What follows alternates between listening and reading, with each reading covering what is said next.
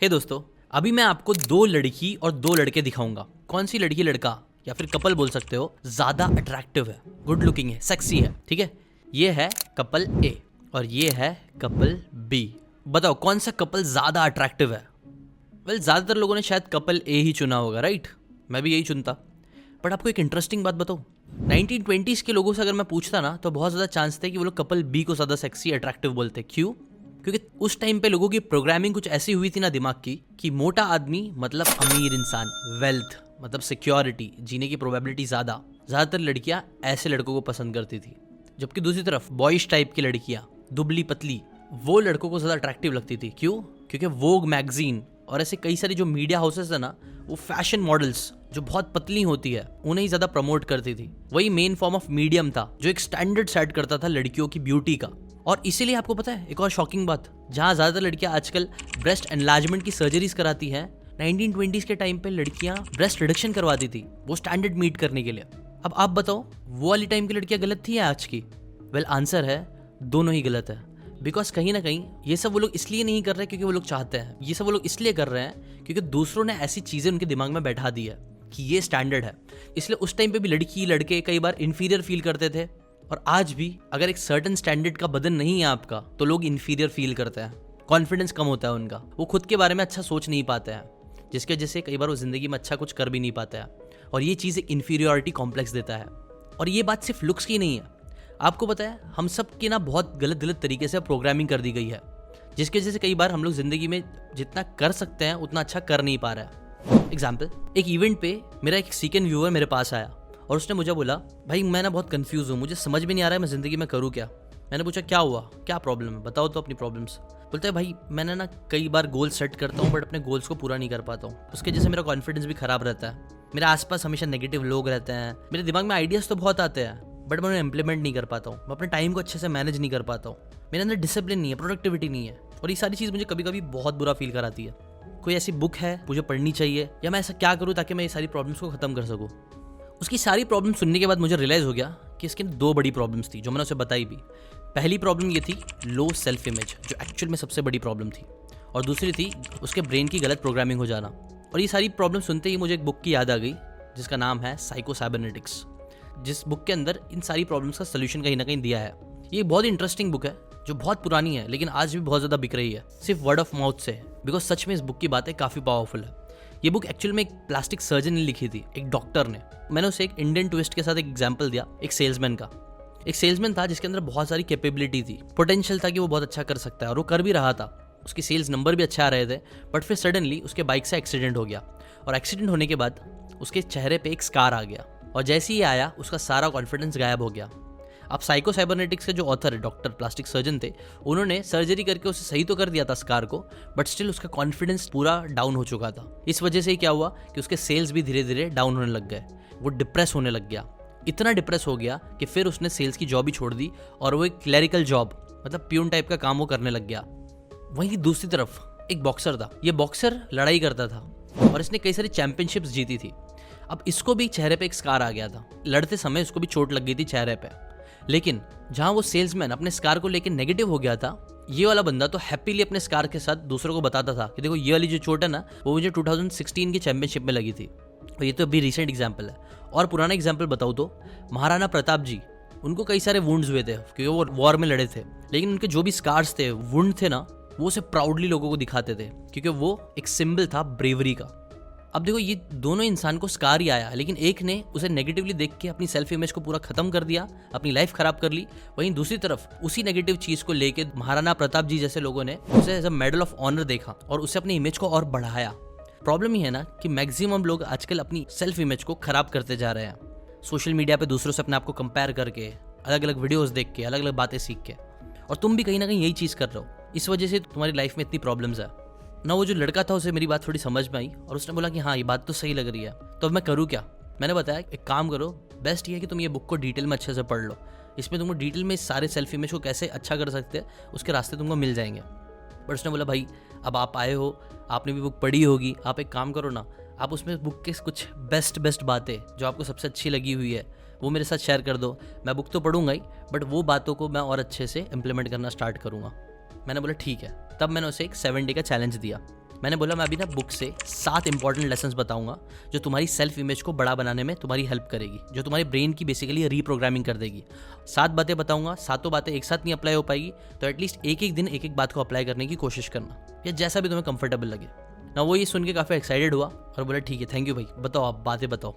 उसके पास जो डायरी थी उसने डायरी खोली और एक एक करके वो 7 लेसन्स को नोट डाउन करना स्टार्ट किया और मैंने उसे 7 लेसन बताना स्टार्ट किया। मैंने साइको साइबरनेटिक्स का उसे पहला लेसन, सबसे इंपॉर्टेंट लेसन बताना स्टार्ट किया, जो था डी हिप्नोटाइज योरसेल्फ का।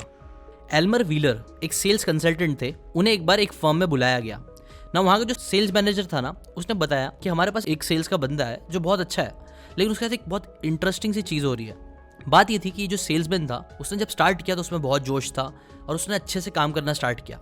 ओवरऑल उसने काफ़ी मेहनत करके वो $5000 ईयरली की कमीशन ले रहा था, जो काफ़ी अच्छा था नॉर्मल से। बट प्रॉब्लम ये हुई ना कि जहाँ दूसरे लोग इससे कम से स्टार्ट किए थे, आज वो लोग उससे काफ़ी ज़्यादा कमीशन लेना स्टार्ट कर दिए हैं, बट ये आज भी वही $5000 ही कमा पा रहा है। और इस चीज़ से लड़ने के लिए हमने ऐसा नहीं कुछ किया नहीं, हमने देखा कि ये सेल्समैन अच्छा कर रहा है तो हमने उसे टफ टेरिटरी में भेजा कि देखते हैं यहाँ ये कितना अच्छा करेगा।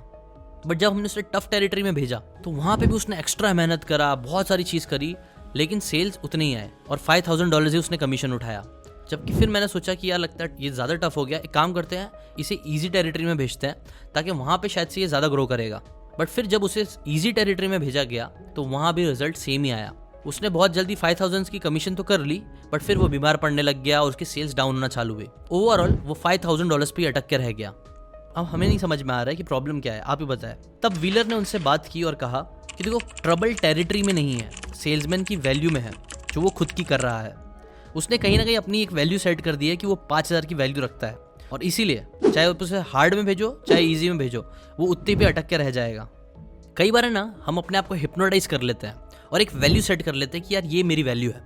आप देखोगे अगर एक इंसान है जो 1 लाख रुपए कमाता है और फिर किसी रीजन की वजह से कुछ तो हुआ प्रॉब्लम, वो 50,000 पे आ गया, 10,000 पे आ गया, कई बार देखना कि वो सेम इंसान फिर इतनी मेहनत करके वापस से 1 लाख पे पहुंच ही जाएगा, उससे ज़्यादा नहीं, बट उस पर जाके वो रुक जाएगा। अगेन रीज़न यही है बिकॉज उसने अपने आप को हिप्नोटाइज कर लिया है एक सर्टन लेवल पे, जो तुम्हें नहीं करना चाहिए। ऐसे एक और इंटरेस्टिंग एग्जाम्पल है बुक में बताया गया है बॉडी बिल्डर का, जो पहले सिर्फ 100 किलो की बेंच प्रेस ही कर पाता था, डेड लिफ्ट मार पाता था, बट फिर एक प्रोफेशनल हिप्नोटिस्ट उसके पास आया, उसने उसे हिप्नोटाइज करा और ऐसा ट्रस्ट दिलवाया कि वो दुनिया का सबसे स्ट्रॉन्गेस्ट आदमी है, वो सुपरमैन है। और फिर उसी आदमी ने जो 100 kg निकालता था, उसने 150 kg का वेट उठा दिया। इसलिए पहला लेसन जो बहुत इंपॉर्टेंट है और जो तुम्हें फॉलो करना है वो है अपने आप को डी हिप्नोटाइज करना स्टार्ट करो। अगर आपने कुछ बाउंड्री सेट करके रखी है कि मेरी वैल्यू इतनी ही है और मैं इससे ज़्यादा नहीं कर पाऊंगा, तो वो तोड़ना बहुत ज़रूरी है। और ये करने में सेकंड लेसन बुक का बहुत ज़्यादा हेल्प करेगा तुम्हारी, जो सिंपल तो है बट मैक्सिमम लोग इसे कर नहीं पाते हैं, जो है रिलैक्सेशन। मैंने उस व्यूअर से बोला, क्या तुमने कभी सोचा है जब हम सुई में धागा डालते हैं तो वो टाइम पे हमारे हाथ इतने हिलते क्यों है? या फिर अगर आपको एक बोतल से दूसरे बोतल में पानी डालना है और बोतल का मुंह पतला है, छोटा है, तब भी हम पानी डालते वक्त हमारे हाथ डगमगाते हैं और पानी गिर जाता है, क्यों? वेल, इसे बोलते हैं पर्पस ट्रेमर्स। ऐसे ही कई बार है ना, हम लोग अपनी लाइफ में ओवर कॉशियस होकर चीज़ों को करने लग जाते हैं, जिसकी वजह से हम ट्रेमर करते हैं, हम सही तरीके से एक्शन नहीं ले पाते हैं, जो चीज़ हमें चाहिए हम वो कर नहीं पाते हैं। तो उसका सोल्यूशन क्या है? वेल, सिंपल सोल्यूशन है टू रिलैक्स योरसेल्फ। आपने एडिसन का वो एग्जाम्पल सुना होगा ना, जब वो कोई चीज़ में फंस जाते थे, उनको क्रिएटिविटी नहीं आती थी, दिमाग काम नहीं करता था, तो कई बार अपने हाथ में बॉल लेके सो जाते थे, रिलैक्स करते थे, और जैसे ही वो बॉल गिरता था वो उठते थे और वापस अपने काम में लग जाते थे। और कई बार जब वो ये चीज़ करते थे तो उनको कई सारे इंटरेस्टिंग सोल्यूशन आने लग जाते थे। ना इसका मतलब क्या है? मतलब ये है ना कि जब हम रिलैक्स होते हैं तो हमारा दिमाग काफ़ी अच्छे से काम कर पाता है। आपने भी नोटिस करा होगा ना, हमें ना सबसे अच्छे आइडियाज़ कब आते हैं? जब हम बाथरूम में नहा रहे होते हैं या फिर टॉयलेट पे होते हैं, जब हम रिलैक्स स्टेट में होते हैं, जब हमारा कॉन्शियस नहीं बल्कि सबकॉन्शियस ब्रेन एक्टिव होता है। और ये सिर्फ हवा वाली बात नहीं है, कई सारे रिसर्च में मालूम पड़ा है ना कि जब हम रिलैक्स होते हैं तो मसल्स रिलैक्स होती है, तब हमारे नेगेटिव इमोशंस जैसे कि डर, गुस्सा, घबराहट, एंजाइटी, ये सब भी नहीं आती है, और ये टाइम अच्छा होता है हमें काम करने के लिए ना। इसके ऊपर मेरे व्यूवर ने मुझे बोला कि भाई बात तो सही है, रिलैक्स रहना चाहिए, बट मैं रिलैक्स हो नहीं पाता हूँ। ऐसी कोई एक्सरसाइज है, कुछ ऐसा स्पेसिफिक है जो मैं कर सकता हूँ आने वाले 7 दिन में, जिससे मैं ये पॉइंट को अच्छे से अप्लाई कर पाऊँ? मैंने उसे बताया कि हाँ, इनफैक्ट बुक के अंदर भी बताया गया है एक एक्सरसाइज है जो आप कर सकते हो। वैसे 2 अलग अलग तरीके से इस एक्सरसाइज को कर सकते हैं, बट मैंने एक तरीका बताया जो तुम भी करो। आप लेट जाना और इमेजिन करना कि आप एक बलून हो, और फिर अज्यूम करना स्टार्ट करना कि आप अपने लेफ्ट पैर से हवा निकाल रहे हो। धीरे धीरे ना वो बलून की हवा निकल रही है पैर से। फिर आप एक काम करना, फिर राइट पैर पे लेट जाना, फिर राइट पैर की हवा निकालना धीरे धीरे।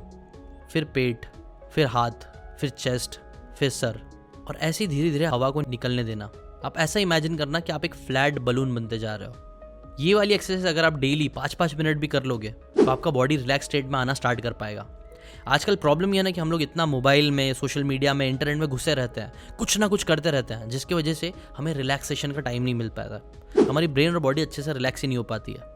इसीलिए ये एक्सरसाइज करना बहुत ज़्यादा इंपॉर्टेंट है हमारी सेल्फ इमेज के लिए।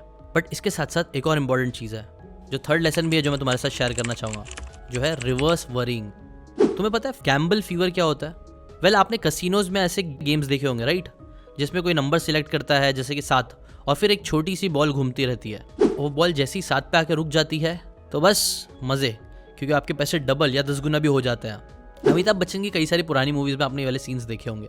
अब बात यह है ना कि कई बार जब जो गैम्बलर्स होते हैं वो कोई नंबर डिसाइड करते हैं, जैसे कि 5 या 7, नंबर डिसाइड करने के बाद और रिजल्ट दिखने तक कहाँ पे बॉल रुक रहा है, इसके बीच में एक टाइम होता है। और ये जो टाइम होता है ना, इसमें कई सारे लोगों के पसीने छूट जाते हैं, कई सारे लोग स्ट्रेस में आ जाते हैं, इवन ट्रेम्बल करने लग जाते हैं, और इसे ही बोलते हैं गैम्बल फीवर।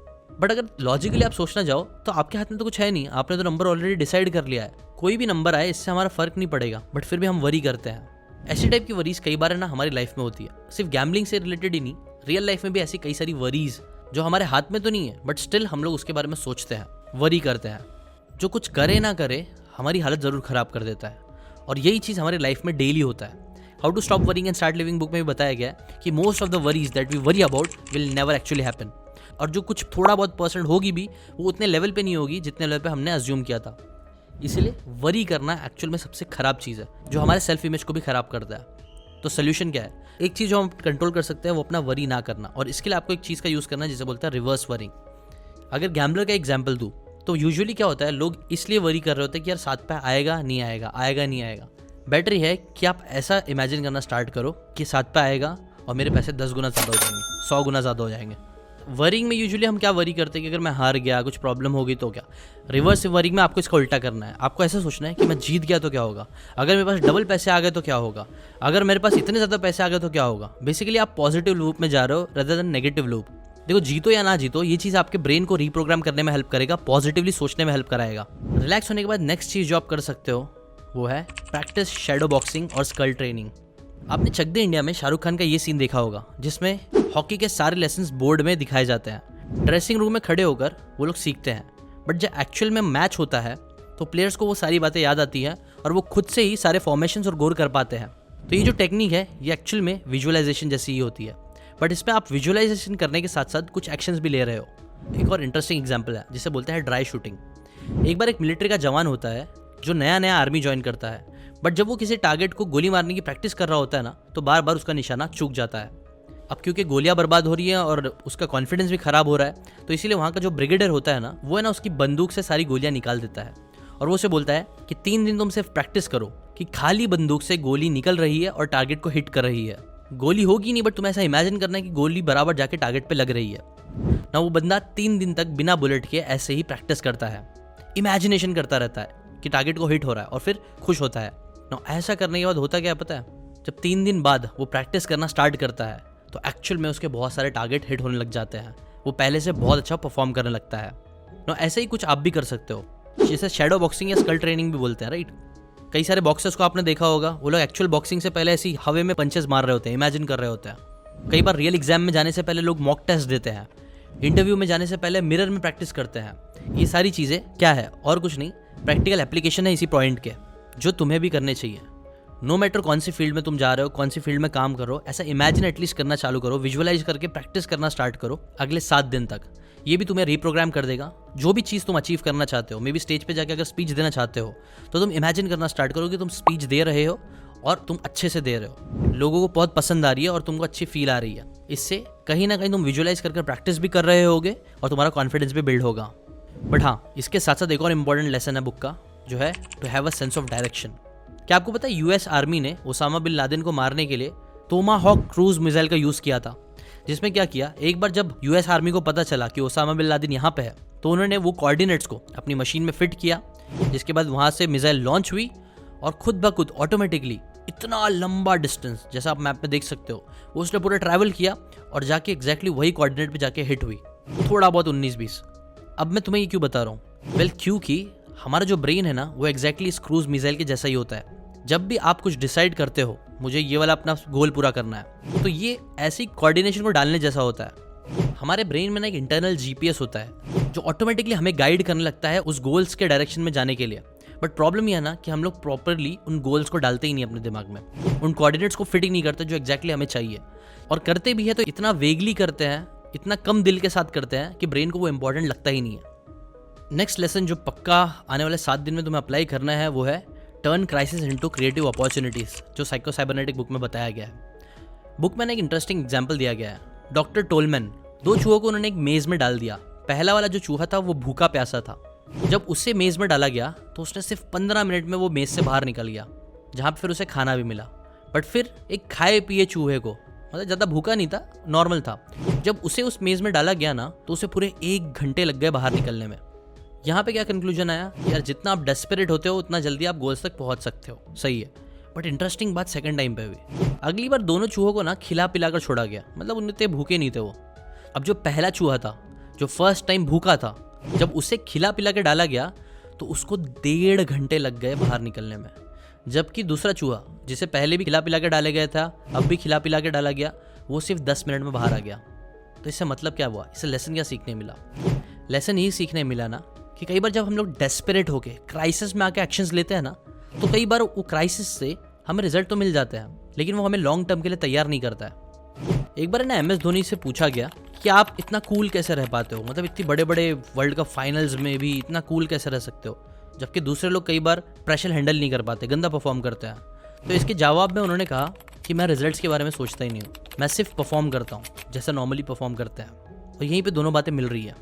जब भी आप रिलैक्स होकर कोई भी चीज़ करते हो तो वो बेटर तरीके से आपको समझ में आ पाती है, आप उसे अच्छे से डिटेल में कर पाते हो। हाँ, स्टार्टिंग में शायद उसके लिए आपको टाइम लगेगा, लेकिन अगर आप रिलैक्स स्टेट में ही प्रैक्टिस करते रहोगे तो जब बुरा वक्त आएगा तब आप अच्छा परफॉर्म भी कर पाओगे। एक कहावत है बाहर की, when you sweat in peace you bleed less in war, और ये बात एकदम सही है।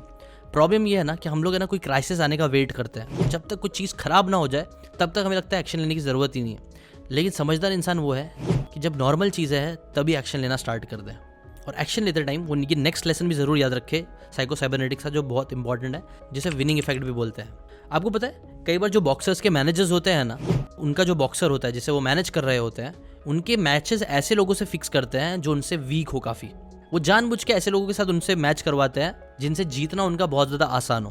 बिकॉज जैसे ही वो लोग एक वीक ओपोनेंट के साथ कराते हैं, सामने वाला जीतता है तो उसको एक कॉन्फिडेंस आता है, उसके अंदर एक विनर्स इफेक्ट चालू होता है। फिर उसको थोड़ा सा और टफ वाले बंदे से लड़ाते हैं, लेकिन अगेन ऐसा बंदा जो उससे पक्का हार जाएगा। ऐसी बॉक्सर को 5-6 बार ऐसी इजी मैचेस खिलाई जाती है जानबूझ के, जिससे उसके अंदर एक विनिंग इफेक्ट आ जाता है, जो फिर जब उसको फिर टफ से भी खिलाते हैं तो भी वो इफेक्ट की वजह से, मोमेंटम की जैसे उसका जीतना वहाँ पे प्रोबेबिलिटी बढ़ जाती है। विनर्स इफेक्ट के ऊपर ऑलरेडी मैंने एक बहुत अच्छा वीडियो बनाया जिस पर बहुत अच्छा रिस्पॉन्स भी आया था। उसके बारे में आपको डिटेल में जानना है तो आई बटन डिस्क्रिप्शन में लिंक है, वहाँ से जाके आप देख सकते हो। बट बात ये है ना, अब आप रिलैक्स हो चुके हो, बाकी सारी चीज़ें आपने कर ली हो, तो उसके बाद अब प्रॉब्लम ये है ना कि मैक्सिमम लोग डायरेक्टली कुछ बड़ा करने का सोचेंगे। नहीं, लास्ट पॉइंट को भी याद रखते हुए अब आपको छोटे छोटे स्टेप्स लेना स्टार्ट करना है और एक विनर एटीट्यूड लाना स्टार्ट करना है। 2 घंटे जिम जाने के बजाय एक काम करो, 10 मिनट का होम वर्कआउट करने का गोल रखो। अगले 7 दिन तक सिर्फ 10 मिनट तक घर पे वर्कआउट करो।